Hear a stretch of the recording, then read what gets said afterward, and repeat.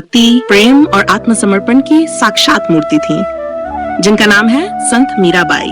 ये विषय न केवल ऐतिहासिक दृष्टिकोण से महत्वपूर्ण है, बल्कि आज की नारी शक्ति और भक्ति परंपरा के संदर्भ में भी अत्यंत प्रेरणादायक है। प्रस्तावना: भारत की भूमि सदैव संतों, भक्तों और महापुरुषों की जननी रही है। कबीर, तुलसी, सूरदास, रहीम, चैतन्य महाप्रभु, इन सभी ने हमारे समाज को आत्मज्ञान, प्रेम और भक्ति के मार्ग पर चलने की प्रेरणा दी है।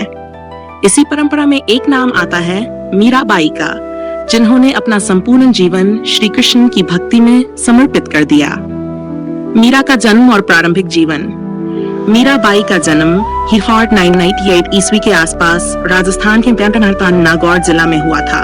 वे राठौर राजवंश की राजकुमारी थीं। बचपन से ही वे अत्यंत धार्मिक, भावुक और श्री कृष्ण प्रेम में डूबी हुई थीं। कहा जाता है कि मात्र 8 वर्ष की आयु में उन्होंने एक साधु से श्री कृष्ण की मूर्ति प्राप्त की और तभी से उन्होंने श्री कृष्ण को अपना पति मान लिया। उनकी यही भावना इस बात का प्रतीक थी कि मीरा के लिए सांसारिक बंधन कोई मायने नहीं रखते थे। उनका मन तो गोविंद की ओर उन्मुख था। विवाह और विरोध।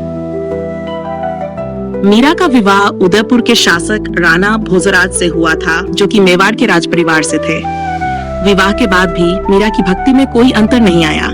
वे दिन रात कृष्ण की मूर्ति के आगे भजन करती, नाचती, गाती और आंसुओं से अपनी भक्ति को सिंचित करती। राजमहल के नियम, समाज की मर्यादा और पारिवारिक अपेक्षाएं, इन सबसे परे मीरा का हृदय तो केवल एक नाम जपता था, गिरधर गोपाल। उनकी इस निर्भीक भक्ति से राजपरिवार नाराज हो गया। समाज ने उन पर कटाक्ष किए, उनकी भक्ति को पागलपन कहा, लेकिन मीरा अपने मार्ग से डिगी नहीं। उनका साहस उस युग की नारी शक्ति का प्रतिरूप बन गया। मीरा की भक्ति का स्वरूप। मीरा की भक्ति सखी भाव की थी, जहां भक्त अपने ईश्वर को अपना प्रियतम मानता है।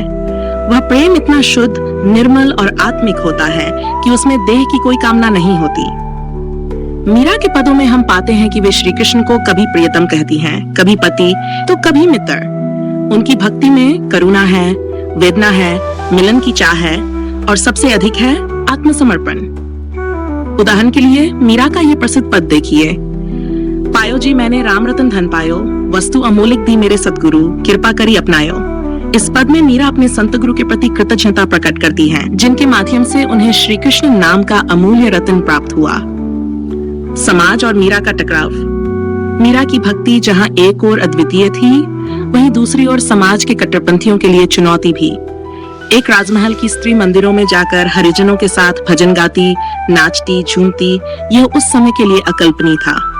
उन पर कई बार हत्या के प्रयास हुए। कभी विष दिया गया, कभी सांप भेजा गया, कभी कांटों का पलंग दिया गया, पर कहते हैं कि श्री कृष्ण की कृपा से वे हर बार बच जाती। विष अमृत बन गया, सांप हारमोनियम बन गया और कांटे फूलों में बदल गए। यह सब उनकी भक्ति की सच्चाई और ईश्वर की कृपा का परिचायक है। मीरा की कविताओं का महत्व।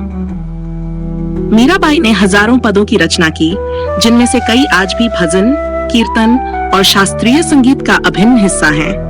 उनके पद केवल काव्य नहीं, आत्मा की पुकार हैं। वे समाज को बताती हैं कि प्रेम सच्चा हो तो ईश्वर मिलना निश्चित है। उनका एक और पद देखिए: मैं तो सांवरे के रंग राची और रंग न भावे कोई। इसमें मीरा कहती हैं कि अब वह केवल श्री कृष्ण के प्रेम में रंगी हैं, संसार के अन्य किसी रंग की उन्हें चाह नहीं। नारी के रूप में मीरा की भूमिका। मीरा उस युग की नारी थी जब महिलाओं के लिए पर्दा, बंधन और चुप्पी ही जीवन की सीमाएं मानी जाती थीं, लेकिन मीरा ने इन सीमाओं को लांघा। उन्होंने एक साहसी नारी के रूप में, एक साध्वी के रूप में और एक योद्धा भक्त के रूप में अपनी पहचान बनाई। वह बताती है कि नारी केवल देह नहीं, आत्मा है, और जब आत्मा जाग जाए तो वह प्रभु से मिलन की राह पर निकल पड़ती है। मीरा और श्री कृष्ण। एक आध्यात्मिक विवाह। मीरा ने सांसारिक विवाह से अधिक महत्व आत्मिक विवाह को दिया।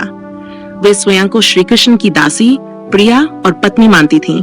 ये केवल एक भावना नहीं, संपूर्ण जीवन दर्शन था। वह कहती हैं, मेरे तो गिरधर गोपाल, दूसरों न कोई। यह पंक्ति उनका जीवन सिद्धांत बन गई। ये एक साधारण वाक्य नहीं, बल्कि उस विश्वास की पराकाष्ठा है जो एक भक्त को ईश्वर से जोड़ती है।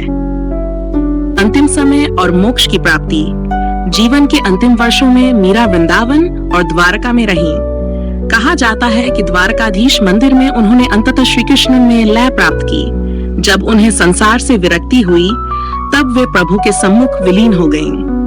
मीरा की मृत्यु कोई अंत नहीं थी, वह तो एक मिलन था उस ईश्वर से जिसके लिए उन्होंने सांसारिक जीवन त्यागा था। मीरा का आज के समाज में संदेश। आज के इस आधुनिक युग में जहां नारी स्वतंत्रता और आत्मबल की बातें होती हैं, वहां मीरा का जीवन एक आदर्श बनकर उभरता है। उन्होंने न केवल भक्ति की ऊंचाइयों को छुआ, बल्कि यह भी दिखाया कि स्त्री को यदि आत्मज्ञान हो जाए तो वह ब्रह्म तक पहुंच सकती है।